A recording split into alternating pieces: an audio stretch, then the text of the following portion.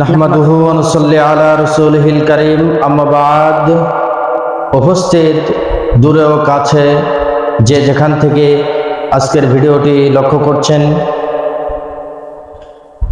আল্লাহ রাব্বুল আলামিন পবিত্র মহাগ্রন্থ কুরআনুল কারীমের মধ্যে বলেছেন, কুল ইন্না সলাতি ওয়া নুসুকি ওয়া মাহইয়ায়া ওয়া মামাতি লিল্লাহি রাব্বিল আলামিন।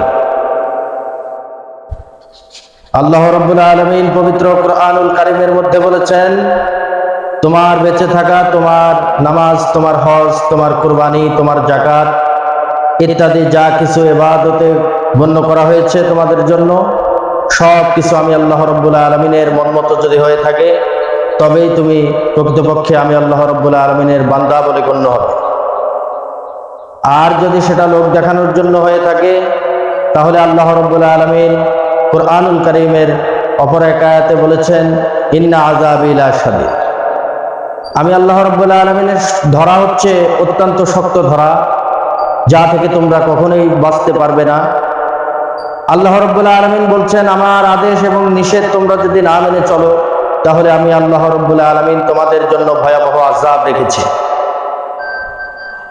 আবার চ্যালেঞ্জ করে বলেছেন আল্লাহ রাব্বুল আলামিন, ইয়া মাশারাল জিন্নি ওয়াল ইনসি ইন ইসতাতা'তুম আন তানফুযু মিন আকতারিস সামাওয়াতি ওয়াল আরদ লা তানফুযুনা ইল্লা বিসুলতান। হে জিন এবং মানব সকল, আমি আল্লাহ রাব্বুল আলামিনের সালতানাতের বাহিরে যদি কোথাও পারো, তোমরা যদি কোনো জায়গা থাকে, তাহলে সেখানে তোমরা চলে যাও। আমি আল্লাহ রাব্বুল আলামিন তোমাদেরকে নিষেধ করব না।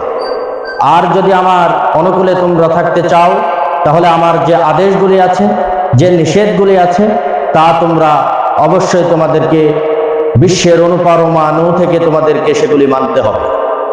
তাহলেই তোমরা সঠিক পথের দিশা পাবে। আল্লাহ রাব্বুল আলামিন আমাদের যে পৃথিবীতে পাঠিয়েছেন তার ইবাদত বন্দেগী করার জন্য, তা সঠিকভাবে যদি না হয়, কখনোই আমরা আল্লাহর কাছে পছন্দনীয় হতে পারবো না। যে বলতে চেয়েছিলাম যে বিষয়টি, সেটা হচ্ছে কুরবানির বিষয়। পবিত্র কুরবানি আমাদের সামনে আসতেছে। অনেকে লোক দেখানোর জন্য কুরবানি দিয়ে থাকে।